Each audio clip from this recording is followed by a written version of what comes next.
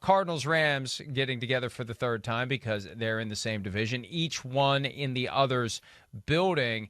And that win by the Cardinals over the Rams, 37-20 back in week 4, was significant because the Rams had been destroying and embarrassing and obliterating at every turn the Cardinals until the Cardinals got the win. And the rematch was close on that Monday night, but for Aaron Donald, who completely destroyed the game.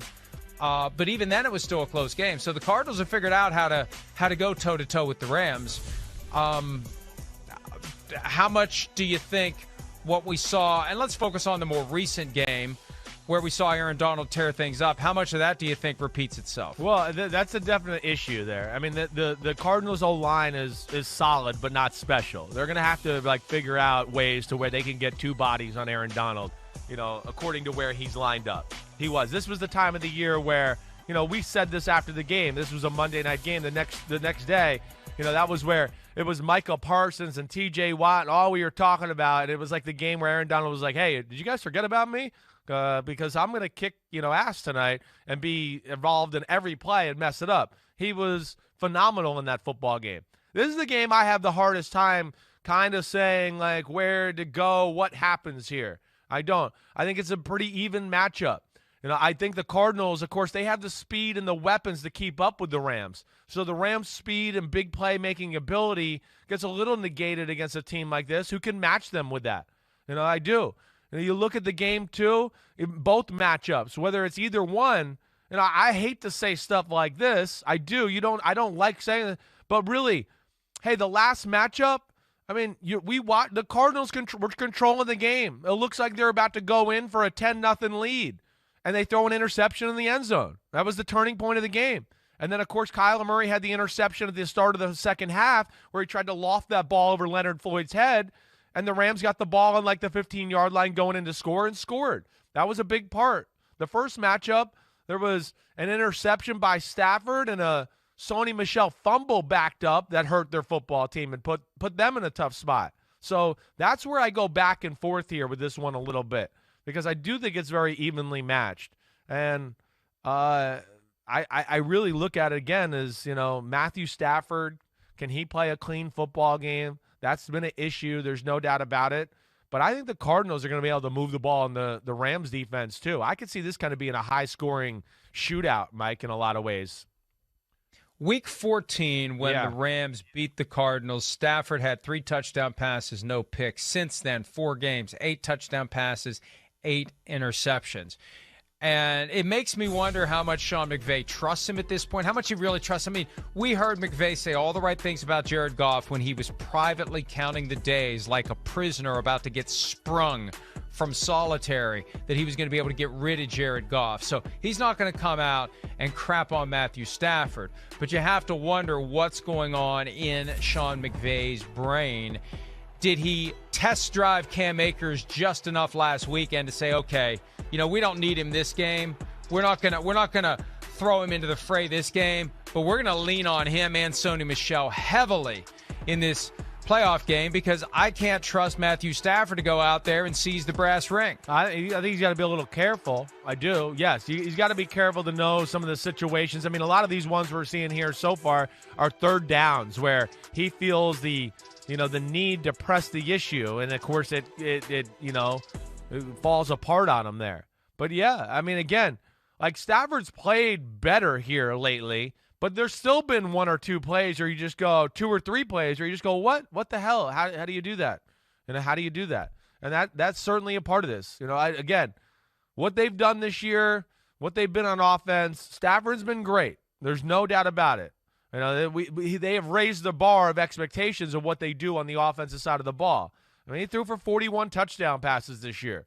It was not a bad year, but yes, is he in the trust tree here in playoff time?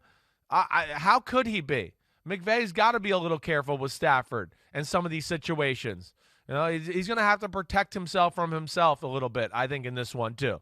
Because again, when the Rams too, this Cardinals pass rush, they can get after you a little bit. The Rams don't have a great offensive line, and that's where the game will be interesting to me. It really will. The first time around, Mike, the Cardinals on offense, it was a lot of long drives, third down conversions, screens, run the ball, real short passes. They picked the Rams defense apart.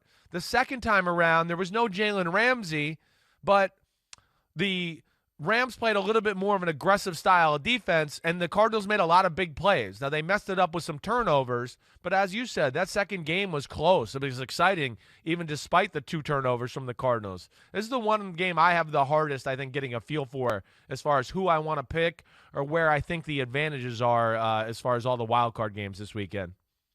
I asked you earlier about Mac Jones, ball in his hands late in the game, having to drive down for a potential game-winning score. Which of the two offenses are you more comfortable with having the ball 2 minutes, tick, tick, tick, tick, tick? You need a touchdown to win it. Is it Kyler Murray and his guys, or is it Matthew Stafford and the Rams?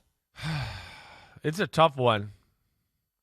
You know, the one thing you could say about Stafford is, you know, even with all the issues and even some of the interceptions we talk about, in the got-to-have-it moments this year, he's gone down, hey, like last week, the end of regulation, it's 17-all. He drives them down and makes some great throws and makes an unbelievable touchdown throw to Cooper Kupp.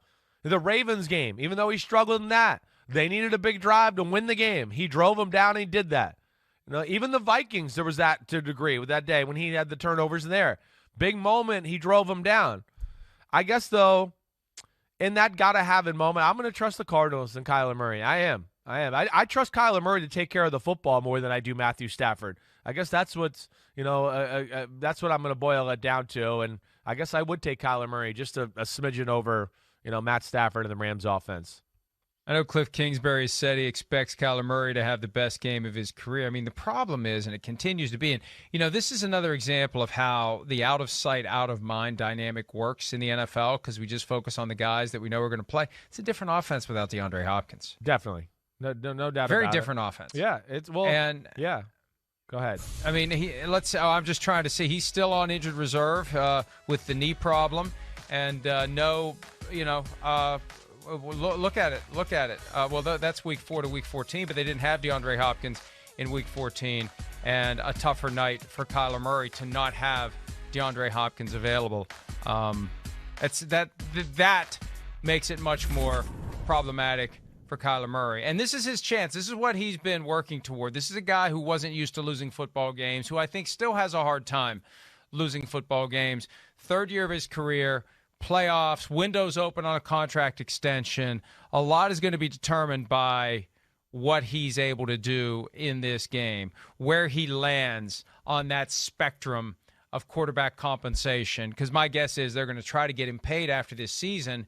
What he does this week, next week if there's a next week, the next week if there's a next week, that's going to either make or not make him a hell of a lot of money, Chris. Yeah, no doubt. I mean, it'll give the final finish. I mean, again, he's the franchise. He's your guy going forward. I think he's answered enough there to know that. He played MVP-level football for a good part of this year before he got hurt. He seems to have everything you want as far as the franchise quarterback. But, yeah, you get a playoff win. You get 2 playoff wins. That makes you feel warm and cozy to go, man, give this money, give him as much as he wants, whatever. He's worth it to us, to our football team. But I think he's proven the fact that he is the franchise guy going forward. And you bring up the Hopkins thing. Hey, one of the issues with the Cardinals here down the stretch is they're not necessarily a big play offense. They're not. Even again last week, scored a lot of points against the Seahawks. Ran 70-something plays, but like average yard per play was like 4 yards. They're not the big play Cardinals, certainly. And I do think Hopkins is a little bit of a reason for that. Because when they spread the field and, they are at complete health with Rondale Moore healthy, who he hasn't been out there lately either, they pose problems for you because now you go, wait, we got these receivers out here. We can't play man-to-man against all of them across the board. All right, so we want to help a guy here and there. But wait, we got to worry about Kyler Murray and his ability to run or keep the ball after the read option or his scrambling ability. And that's where they put you in a bind. And with a little lack of that firepower there, teams have a little bit more of a leeway to, hedge in different areas as compared to before. Hi, I'm Mike Tirico, and thanks for watching. Make sure to hit subscribe for the latest news and highlights from NBC Sports.